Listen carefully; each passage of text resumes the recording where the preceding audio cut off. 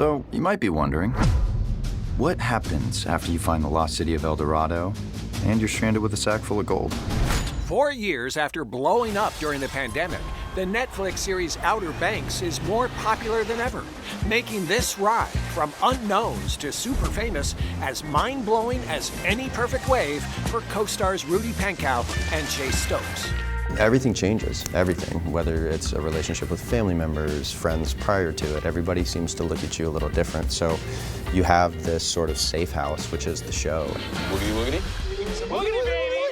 The friendships among the Pogues has become a real one for the actors, having grown up with each other away from home in coastal Carolina cities like Charleston and Wilmington.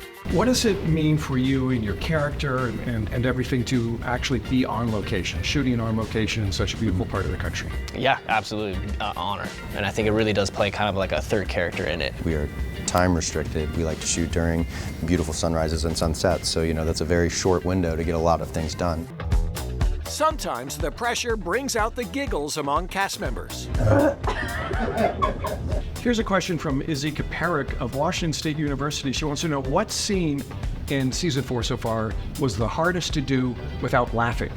Without laughing? That's a great question.